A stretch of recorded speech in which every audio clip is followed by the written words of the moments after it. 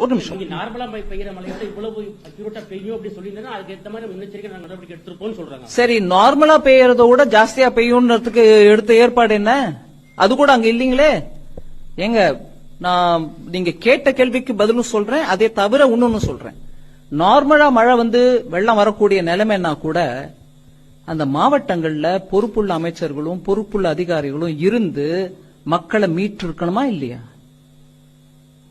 எப்ப போனாங்க அங்க மந்திரிகள் எப்ப போனாங்க? நான் இந்த ஒரு மத்திய அமைச்சரா இருந்துகிட்டு சில விஷயங்கள் நான் பேச விரும்பல, இருந்தாலும் நான் கேட்கிறேன். நேஷனல் டிசாஸ்டர் ரிலீஃப் டீம் போறதுக்கு முன்னாடி தமிழ்நாடு அரசுல இருந்து அங்க யாராவது இருந்தாங்களா? இல்லீங்களே. நார்மல் மழை மாதிரி வரும், சாதாரண வெள்ளம் தான் வரும் அப்படின்னா கூட அப்ப கூட நீங்க இருந்திருக்கலாமே. சோ குற்றம் சொல்றதுக்கு ரொம்ப சுலுவுங்க. ஆனா நான் சயின்டிபிக் விவரத்தோட கொடுக்கிறேன் உங்களுக்கு. இத்தனை பேசுறவங்க தயவு பண்ணி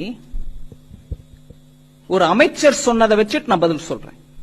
4000 கோடி ரூபாய் செலவழிச்சு அதுல 92% மொத்தம் செலவழிச்சுட்டாங்க.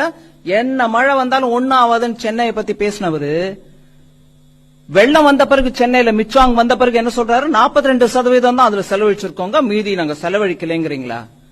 4000 கோடி செலவு பண்ணுங்க கொடுத்திருக்கிற பணத்தை, நீங்களே செலவு பண்ணிருக்கோம் சொன்ன பணத்தை எங்க போட்டீங்க?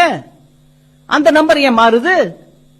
இங்க மெட்ரோலஜிக்கல் சரியா இல்ல, எங்களுக்கு இன்ச் பை இன்ச் கரெக்டா சொல்லியிருந்தா நாங்க எல்லாம் அப்படியே ஆணித்தரமா பண்ணிருப்போம் சொல்றவங்கள நான் கேட்கிறேன். 4000 கோடி நம்பரை நீ சரியா சொல்லையா? 92% சொன்ன ஆளு எப்படி நீங்க அதுக்கப்புறம் மாத்தினீங்க அந்த நம்பர் 42ன்னு?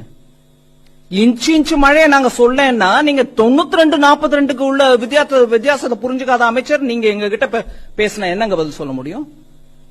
ஒரே ஒரு நம்பர் 92%க்கும் 42%க்கும் வித்தியாசம் தெரியாம பேசக்கூடிய ஒரு அமைச்சர் இப்போ இன்னைக்கு அவங்க இன்னொரு அமைச்சர் மூலமா கேட்கிறாங்க, எங்க 0.2 சென்டிமீட்டர் இன்னும் ஜாஸ்தியா வரும்னு சொல்லி இருந்தா நாங்க ஏற்பாடு பண்றோம் பேசுறீங்களா?